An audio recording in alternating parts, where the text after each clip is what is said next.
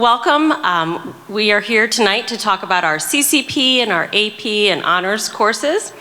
So thanks again for being here. We always start with our district goals. These keep us focused, with that first one being what is most important to our team, which is increasing student achievement. And we're here tonight to improve transparency throughout our community and, of course, practicing fiscal responsibility.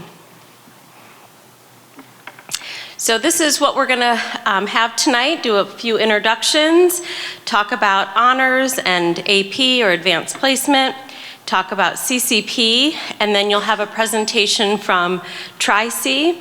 And then later this evening, you'll be able to head down to the cafeteria where we have some folks down in the cafeteria for you. So this is our Department of Curriculum and Instruction. You have me, Amy Cruz, the Assistant Superintendent. Amy Zermet, give a little wave, thank you. She's our Director of Curriculum and Instruction. We have Tiffany Buchanan, who's our Administrative Specialist for Alternative Programs. Chuck Caldwell, our Administrative Specialist for Career and Technical Education. And we also have Laura Hartzell here tonight, our lead gifted teacher. So welcome to them as well. We're going to start with our measure that in the state of Ohio, the Ohio Department of Education and Workforce rates all the districts in Ohio, and we are so proud that we earned a 4-star rating, 4 out of 5 stars overall for our district, which is quite an achievement. When we do our comparisons with districts, similar districts, we outperformed similar districts in every category. We either tied or outperformed them, so we're very proud of that. You can see that there are 6 separate categories in the report card: achievement, progress, gap closing, graduation, early literacy, and a new one this year, college, career, workforce, and military readiness. When you jump into the component of gap closing, this is where we look at our gifted measure, and they rate us by giving us points in 3 different categories. So we earned points in 1 out of the 3 categories. Just a note that only 17 districts in the state, there's 607 districts in the state, only 17 of them met all 3, and only 1 in Cuyahoga County. So it's a little bit difficult to attain these measures, but we are proud of where we performed, even though those didn't quite earn the points. So the performance index, that's how our students did on state tests. So it looks at every category of the state test, the advanced and the accelerated and the proficient, and you get extra points the higher the category is. So we had 115 for our performance index, which averaged out to a 96.5%, and we would have earned all of those 5 points if we would have hit 97.5. So we thought it was important to share, even though we didn't get the points, we were really, really close. We did meet it for progress, which is a hard one to do because progress shows a year's worth of growth.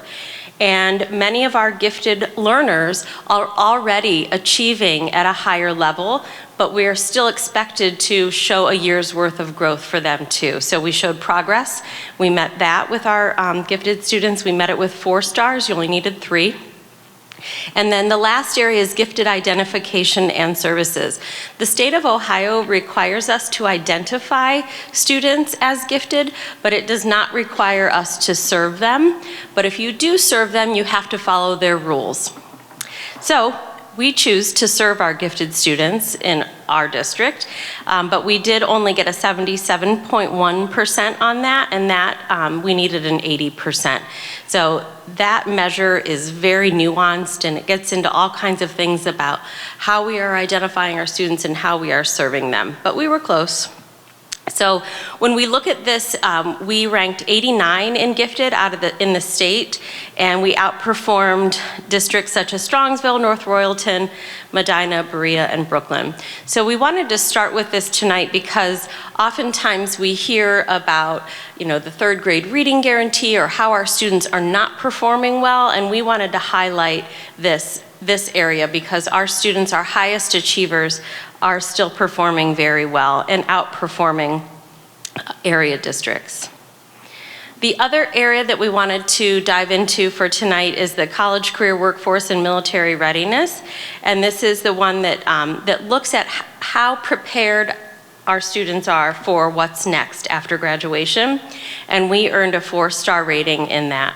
So those measures include the honors diploma, students in AP or CTE courses, and then earning a Ohio Means Job Readiness seal. So we did well in this category with a 75%. So next up, we're going to talk about our honors, AP, or CCP, just to break this down. So I'm going to turn this over to Tiffany Buchanan, who's going to dive into the honors and AP courses. So thanks again for being here tonight, and stay safe and warm. Hopefully I'll get to say that again tonight, but I don't know yet.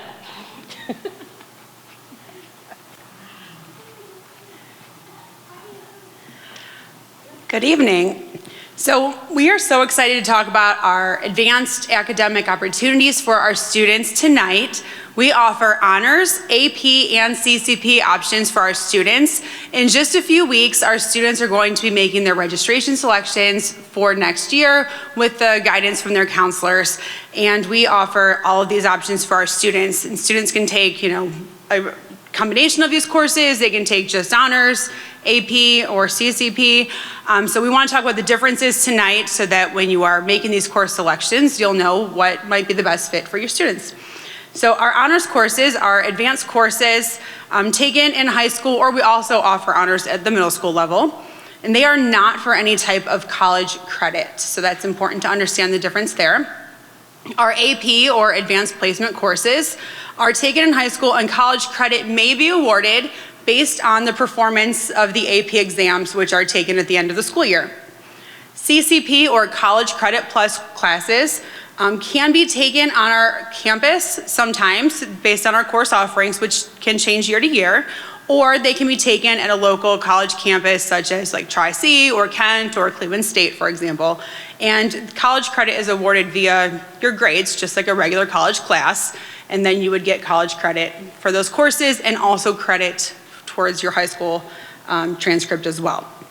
And then per state law, we do weight our AP and our CCP classes as well. So you do get a weighted grade for all of these course offerings for honors, AP, and CCP. So they'd be weighted on your report cards. So our honors courses, they are rigorous courses. Students are to be prepared for additional work and to really have that scholarly expectation. So we start offering these classes all the way from 5th grade through graduation. These courses are enriched versions of our standard curriculum, so they follow the same standards on that enriched level. So they are more in-depth with that content exploration. There is a faster learning pace to allow for that deeper exploration of the standards. Teachers have higher expectations for more independent work when students are in these courses. There may be additional projects and there may be additional assignments associated with these courses. And typically, these are good startup courses for future AP coursework. So if you think that you might want to take AP or CCP courses later, we highly encourage you to enroll in some honors courses first in preparation. There's a deeper understanding of subject material when taking honors courses. They will enhance your critical thinking and analytical skills. So that's a benefit of taking an honors class. And students have a benefit of improved writing and research capabilities. There's better preparation for college level coursework. Students develop a sense of deeper and improved study habits through more independent work. And colleges are going to look at your transcript when you apply, and they're going to look for the type of classes that you take. So seeing things like an honors class on your transcript kind of gives you a leg up, and it's an advantage later when you're applying for colleges as well. We offer honors classes starting in 5th grade, in middle school for our math and English departments. And then in our high school, we offer 11 honors courses in English, math, world language, science, and social studies. So in the next few weeks here, our students will be looking through our registration guide for next year, and they'll see all of the course offerings that we'll offer for next year, including all of the selections that we're going to talk about tonight. Advanced placement, or more commonly we just call them AP courses, it's just easier to say, is another course offering that we have here in Parma City Schools. And we love that we offer so many different opportunities for our students so that everyone can choose the right fit for them. So AP offers students the opportunity to participate in rigorous and demanding coursework that may allow students to earn college credit. So that's a big difference from an honors class. College credit may be obtained through a sufficient score on the AP exam. And students have really high standards if you're going to be in an AP class, because these are nationally normed courses. We are preparing to take that AP exam in the spring, and so you spend your class time really getting prepared to take that test to make sure that you're going to get college credit. That's really important. So there is more in-depth studying by students to prepare for the exam.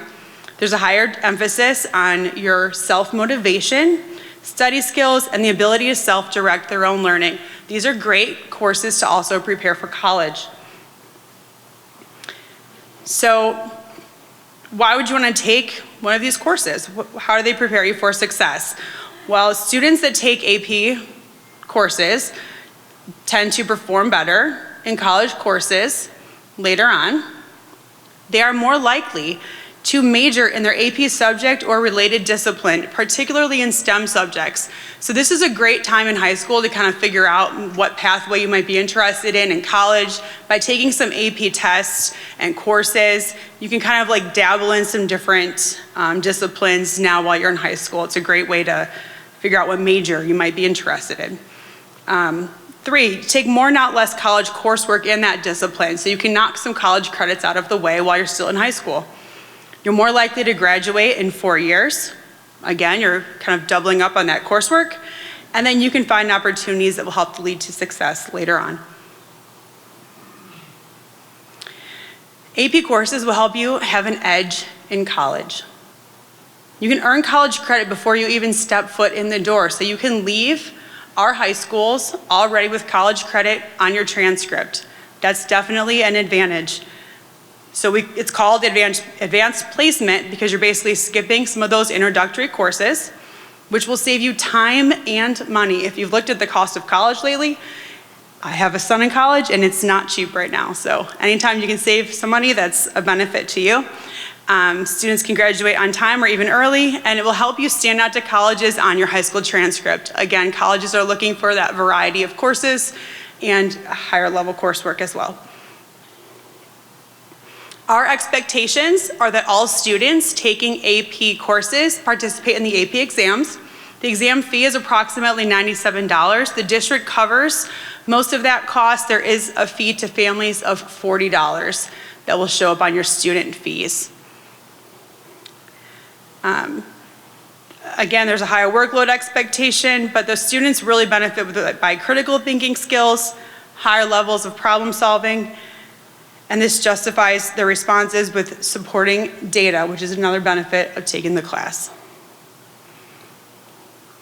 We offer 24 advanced placement courses. In the next few weeks, your students will be looking at the registration guide, and they'll have access to this document as well. We added 2 new courses that will be offered next year.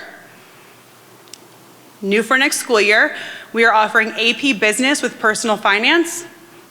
And this course is really going to focus on business skills and leadership skills. What a wonderful course to add. AP Computer Science Principles, students are going to learn to design and evaluate solutions and apply computer science to solve problems throughout the development of algorithms and programs. So these are courses we have not offered previously, and we looked at kind of, where careers are headed in the future and where our career tech programs are right now, and Mr. Caldwell oversees our career tech programs, and these are going to be part of our CTE pathways next year. So these are brand new offerings.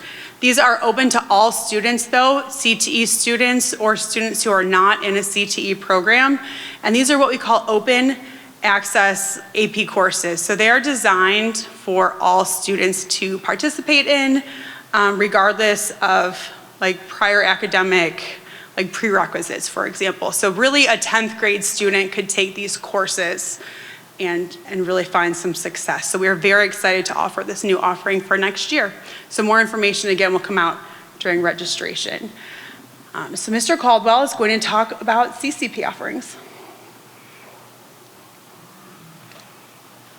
All right, thank you. So like Tiffany said, I am going to talk about College Credit Plus. So first, what is College Credit Plus? So we, through Ohio Revised Code, are mandated to offer College Credit Plus to all students enrolled in grades 7 through 12 in our district. They have the ability to take a variety of courses at any public or participating private college. The vast majority of our students participate at Tri-C. We do have some students that go to Akron, Kent State, Cleveland State. Those are the big ones. But again, any public and or participating private college in Ohio, the students have the ability to take these courses through them. She had also mentioned these courses are held at the high school, on a college campus, or online. So we do have some in-house offerings. You know, again, year to year it could change, but right now we have English 1010 and 1020. We also have some chemistry classes, so those are the in-house ones. The vast majority, again, of our students, well, I won't even say the vast majority because a lot of students are taking the in-house ones, but a lot of students are going and taking courses at Tri-C, at Cleveland State, at Kent, and those could either be on campus or online. So how can students participate? So the first thing is students have to meet the eligibility requirements. So again, first you have to be enrolled in grades 7 through 12. You have to obtain a remediation-free score on one of the standard assessment exams. You have to have a cumulative unweighted high school grade point average of at least a 3.0. If you do not have a 3.0 unweighted grade point average, you can potentially still take the CCP classes with a 2.75 GPA, and you must have A's or B's in relevant high school courses that kind of align with those different courses that you want to take at the CCP level. College admissions, so students must apply for admission at each institution. So you could, in theory, take CCP classes at Tri-C and at Kent State in the same semester, the same school year if you want to. However, you have to go through the admission process at each institution that you want to take those courses. So that is something to take into consideration. College applications include the permission slip for mature content and a questionnaire about an emotional maturity. And colleges ultimately have the final decision on whether students are admitted or not. We don't have any say over that. If they decline the student, that is their decision. Step 3 is course registration. So the college will discuss course options with the student based on assessment scores, prerequisites that they've taken, and other requirements. High school counselors can help students understand graduation requirements and CCP course substitutions. So obviously these classes, if you're taking English courses or math courses or social studies, whatever it might be, they can go towards your high school graduation requirements.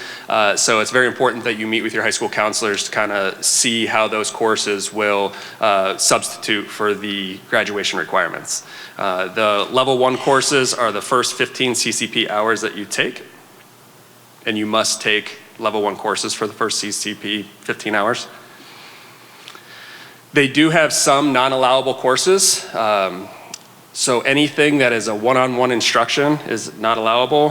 Courses with high fees, so we have agreements with schools that they charge us a certain amount. If the course that you're trying to take is above and beyond that, you are not eligible to take that. Study abroad courses, physical education courses. We have this every year where kids try to take a physical education course towards their high school graduation requirements. That is not allowed. It must be a course that you're getting an A through F grade. You cannot take a pass-fail graded course and be eligible. And remedial courses as well as religious courses are not eligible as well. So how many classes can students take each year? So you can take up to 30 credit hours per year. So that's with your high school courses as well. So you can see this calculation here. So your high school units, so let's say you take 4 classes at your high school, you multiply that by 3, that's 12. So you could take a maximum of 18 CCP credits. So that could be 3 courses each semester, or however you'd want to break that up, but you would be eligible to take 18. For instance, if you took 5 high school courses, obviously that would be 15, then you'd be eligible to take 15 CCP credit hours. The maximum number of college credits that you can take while participating in the CCP program is 120. If you do enroll in more than 30 credits for the year, you have 2 different options. You can either drop the course prior to the no-fault withdrawal date, or you can yourself just pay for the entire course for the college standard rate. So whatever their tuition rate for that year is, you can still pay and take that course. So that's an option that you have. So some considerations for CCP. Grades, the final grades earned in the college course are the same grade that will be on the high school transcript. So if you were to get an F or a D or C, that's going to affect your high school GPA as well as your college GPA. So that is something to take into consideration. The grade weighting, she had mentioned as well, that CCP courses are weighted just like our AP, honors, CTAG courses, which are career tech courses that we offer. So we have to weight those on a 5.0 scale just like we do AP.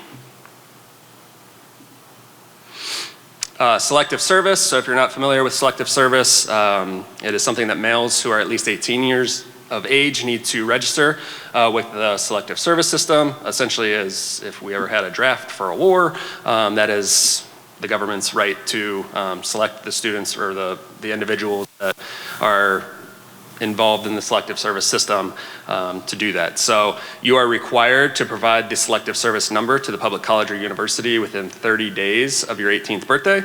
If you do not submit this, this can affect your eligibility to participate in College Credit Plus. It can also affect your financial aid as well. So there are some big differences between high school courses and college level courses. And these are just some of the differences that you can kind of go through. Obviously study time, it's gonna be a college level course, so it's gonna be a little bit more vigorous. You're not gonna be meeting in class as much as you would in a high school course. So required homework might range from 1 to 3 hours per day in high school. And you're gonna be doing 2 to 3 hours of studying, reading. So the time commitment outside of the building might be a little bit more for the college level courses. Knowledge acquisition, at the high school level, information is provided mostly in class. In college, it's mostly out of class work and in-class discussions. So there's gonna be a little bit more reading and doing things on your own to absorb content at the college level. Tests, given weekly or at the end of a unit. College, less frequent and cover more material. So if you are someone that is not a great test taker, that is something that you might want to take into consideration, because if you take a college level course and you have one test that's the vast majority of your grade and you struggle with that, it could potentially affect your GPA. Grades, obviously high school has quizzes, tests, homework assignments. In college, again, you're gonna have fewer of those tests, fewer homework assignments. So the ability to do well on every assignment or test that you take at the college level is gonna be very important. The role of the parent and guardians. Guardians can advocate. They're very involved with their teachers and counselors at the high school level. At the college level, you will be treated like a college student. And students have more responsibility in their education at the college level. Guardians, you're there more of a mentor and support system to help your student be successful. Accommodations, at the high school level, parents and students work with high school staff to determine what assistance or accommodations they need. We have IEPs and we have 504 plans. At the college level, it's kind of determined by their staff, whether they have accommodations or not. That's not necessarily something they have to do. Some will. So that's something, again, that you'll want to have those discussions with the college of what accommodations that they can give if you do have a 504 or IEP. So what does it mean to be college ready? The first thing is, as a student, as a parent, you're gonna wanna make sure that the student has the emotional and social transition ability. Obviously, like I said, the parents are gonna be a little bit more hands-off. You're gonna be sitting in college courses with adults. So do you have the emotional and social ability to go and participate in a college level course and be successful? also consider your time management and organizational skills. If you are lacking in those areas, the college courses might be a little bit more difficult for you just because of the fact that, again, you're not going to be sitting in class and getting your homework done and things like that. It's going to be a little bit more on your own, and being able to manage your time and organize the materials that you need to for each day is going to be a little bit more extreme. CCP does have some great benefits. Like she had mentioned, you get dual credit, so you can earn high school and college credits at the same time. You have the ability to get a head start on career planning. You can earn advanced degrees while you're still in high school. You can work towards certificate completion. You have the ability to experience college early. So having that opportunity to sit in some college courses while you're still in high school shows that you have the maturity level to do that, and you have the work ethic to do that. So just exposing you to that college life a little bit earlier, I think it helps with that transition. Obviously, a lot of seniors are nervous going off to college. I think that this helps, with a little bit of that nervousness, to see that you've had some success at the college level already and that you can handle curriculum. And then obviously the big one is, saving on tuition and textbook costs, because through CCP, we foot the bill for that with the state. So it's a great way to, if you can earn an associate's degree while you're still in high school, you could, save yourself tens of thousands of dollars by doing that. So it's a great way to save money and earn college credit while you're in high school. There are some consequences of underperforming with CCP. So again, like I had mentioned, we pay for your CCP courses and textbooks. However, if a student does not earn a passing grade in the course, they will be asked to be reimbursed those fees. Also, there is a withdrawal deadline, so if you do not withdraw by the no-fault deadline, again, you are responsible for those costs. However, if you are a student that is considered economically disadvantaged, we cannot ask you to reimburse those costs. If you do underperform, you can be placed on CCP probation. So you can be placed on probation if you earn less than a cumulative 2.0 GPA in the CCP courses you're enrolled, or if you withdraw from 2 or more courses in one academic term. So one term would be the fall semester or the spring semester. So if you're signing up for and then withdrawing from a bunch of classes and or have a lower than 2.0 GPA, you can be placed on probation. While on probation, you can only enroll in one college credit plus course for one college term. So if you're on probation, you can only sign up for one course per semester. You cannot enroll in a college course in the same subject in which a student previously earned a D or an F. So if you had taken an English course and you got a D in it, while you're on probation, you cannot retake an English course, if that makes sense. If a student on CCP probation does not increase their CCP GPA to 2.0 or above during the probation term, they will be placed on CCP dismissal. So the dismissal process, so if a student doesn't, again, raise their grade to above a 2.0, they can be dismissed from CCP. While on dismissal, students may not enroll in any college credit plus courses. A student can request to appeal to be reinstated through the program. And they would do that through their secondary scores, through the high school. So for the appeals process, when you're on probation, students may appeal to take a course in the same subject in which they previously earned a non-passing grade or received no credit.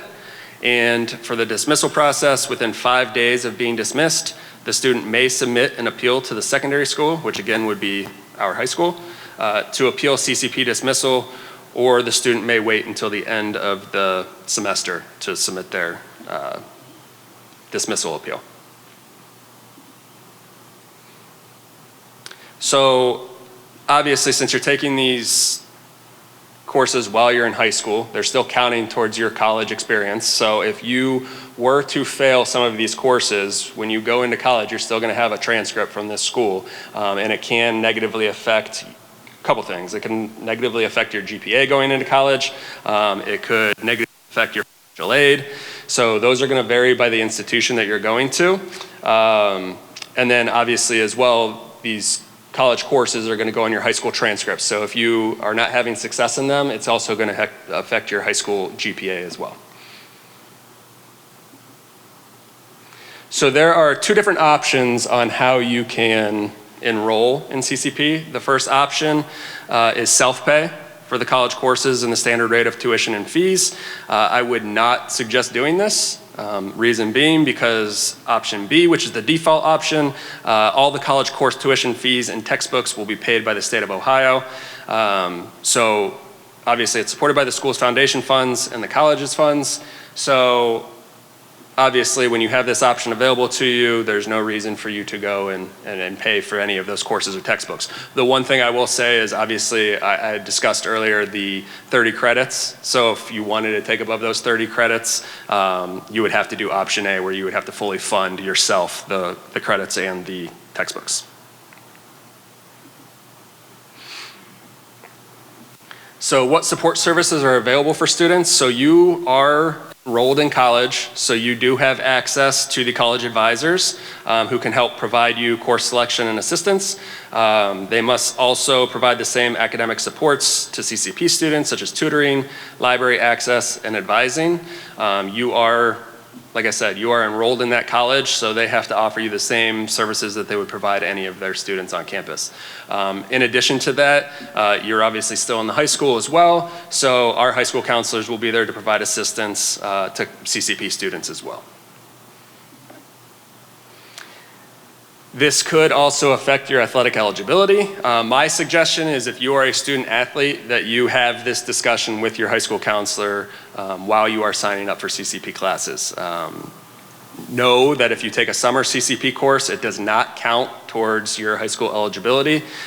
So in our district, you have to have 5 credits worth of classes that you need to pass on a quarter basis, and CCP classes do count as 2. So if you were to take 3 high school courses and a CCP course and you pass all of those, you would be athletically eligible. However, with it being counted as 2, it could also, if you took 4 classes and you took 1 CCP and you failed that CCP course, you would be athletically ineligible. So again, I would, make it a point to sit down with my counselor if I'm an athlete to have that conversation about, okay, I don't want to take just 5 credits because if I were to fail one, I would be ineligible, those sorts, and have those conversations and build yourself in a little bit of a buffer zone just in case you do find yourself not having success in a high school or CCP level course.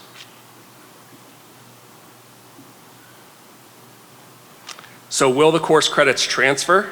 Certain general education and technical courses will transfer, especially from one Ohio public college to another Ohio public college.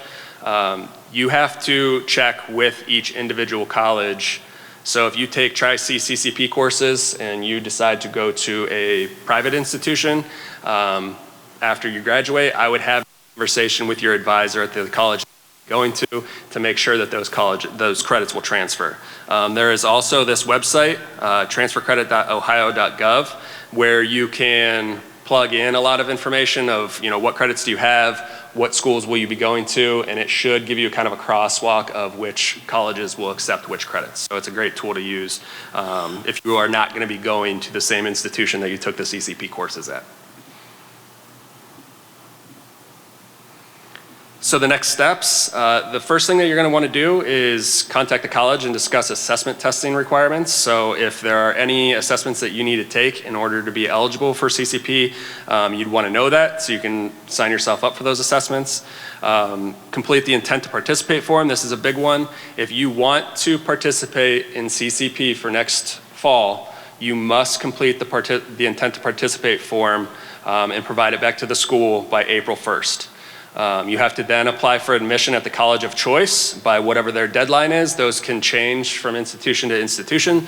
So it's very important that you check on each school what the deadline is for those, for that admissions. Again, high school counselors are going to know a lot of this information and be able to help students. So if they have questions, please reach out to your high school counselor or reach out to the institution that you're wanting to attend. And then again, meet with your high school counselor to discuss scheduling and the graduation requirements. If you have any additional questions, obviously please feel free to reach out to me or Tiffany Buchanan. We're happy to help in any way that we can. Reach out to your high school guidance counselors. There are also these resources as well through the state of Ohio that they have people accessible as well that you can reach out to if you have any questions about CCP.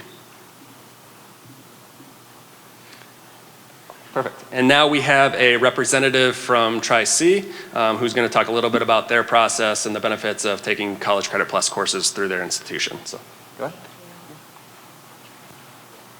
Hi, everyone.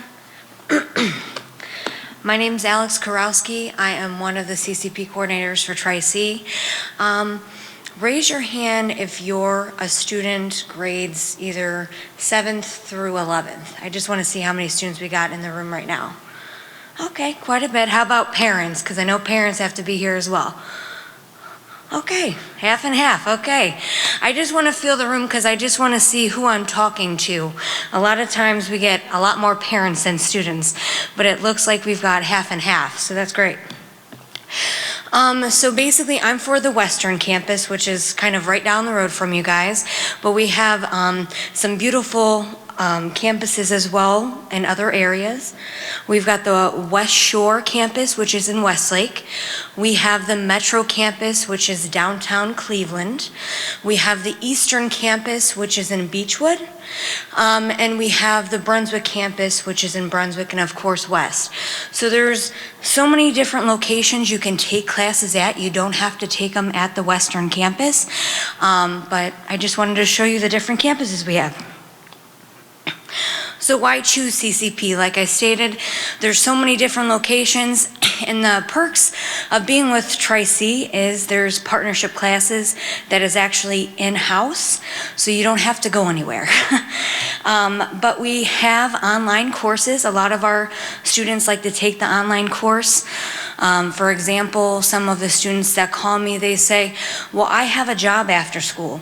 Okay, well, we have a variety of classes you can do online, which means you can take it as you go, but just make sure you complete, the task at hand, the assignments. We also have a hybrid class, which is like a virtual classroom. So it's a set time that you'll have to be on the computer. And then we have as well in-person classes as well, which again, it's right down the street if you want to go down there. But then we have our in-house classes here at Normandy as well as Valley Forge. Mornings, afternoons, we even have weekend classes, which is awesome because again, like I say to some students, they have jobs after class. Student services, we have counseling, as well as mental health counselors as well. Tutoring, we have online tutoring as well as on-campus tutoring. Career Center, Transfer Center. Transfer Center is awesome because if you know what college you're looking at going to, they help you like set up an appointment to talk to a counselor from that college, and you can figure out what pathway you have to go and what classes you have to take. So that's kind of cool how our transfer center works. The RTA UPass, this year it actually happens if you take classes on campus, you're eligible to get an RTA pass. If you only do online courses, they will not allow you to get an RTA pass. You can also earn an Associates of Arts degree while completing your high school diploma. And then experienced Tri-C coordinators like myself, as well as your high school counselors here, are willing to work with you guys and help you with your college pathway. Student accessibility services. So I used to work in that department before CCP, and they're an awesome resource. So if you're on an IEP, ETR, 504, anything like that, they can help you with getting those accommodations set up so that you can have those while you're going through college courses. If you have any questions in regards with that, you can ask me. I can help you out and getting you to the right person. There's also the Family Rights and Privacy Act. We call it FERPA. You'll hear that a lot. Parents, this is for you guys. I know With high school, you can get any information from anyone.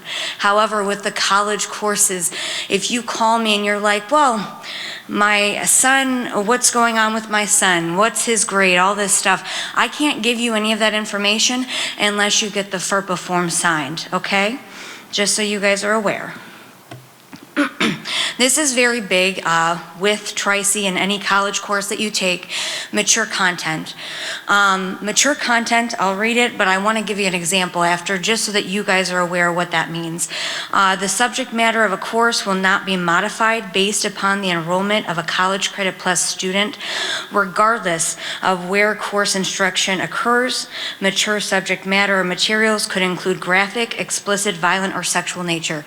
Meaning, I had a student, he was going through Health 1100. He didn't realize some of this information that was going to, be taught to him, and he wanted to drop out of the class after the 14-day deadline. So just be aware of what you're going to be getting yourself into, because college courses don't change the material if you're a high school student. Okay, with CCP, deadline April 15th to apply to Tri-C, but a lot of times we have that wiggle room that you can apply after that.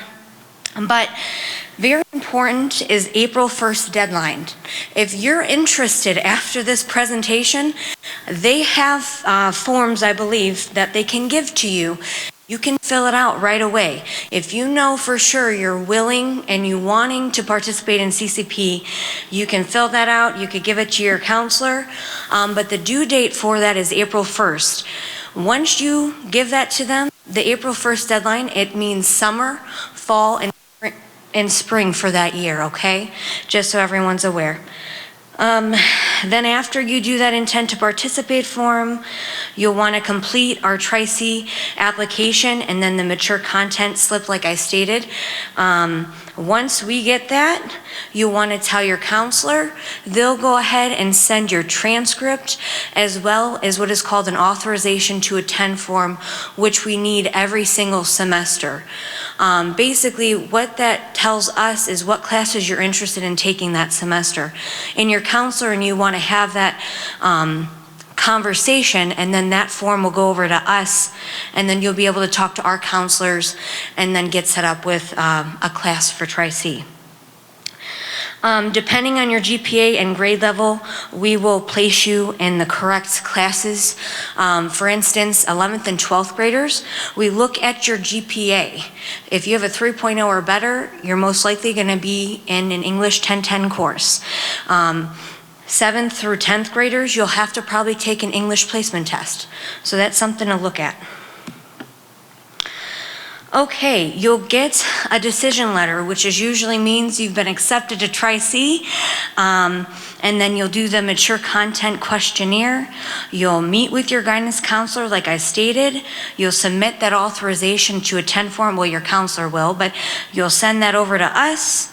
Then you'll meet with a Tri-C counselor to discuss the classes you want to register for that semester. You'll register, and then you'll attend one of our College Credit Plus orientations, which we have every semester.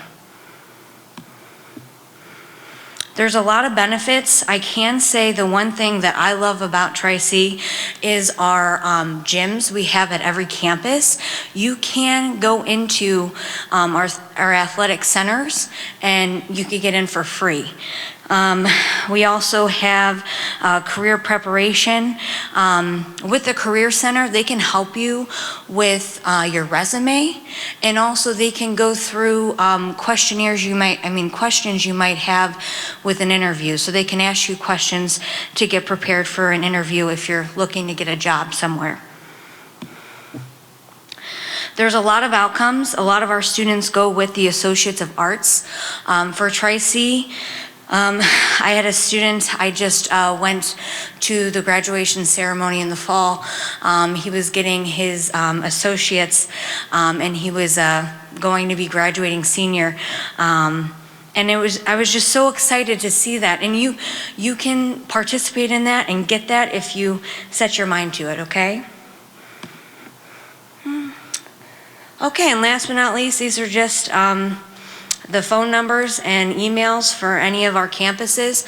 Again, I'm at the Western and Brunswick campus, but I'll be here afterwards downstairs if you have any other questions. Okay.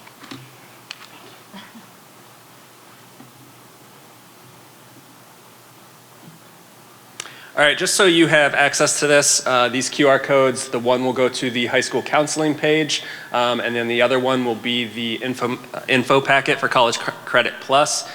So it's important that all the paperwork that's in this packet is the information that you will need to complete and return to your counselor. So if you want to scan that, you can. We will also have packets of information at the building level. Do we have any here this evening? Yep, they got to pick them up from their buildings, correct? Yes. All right, so if you are interested in CCP, you will want to pick up this info packet from your guidance counselor.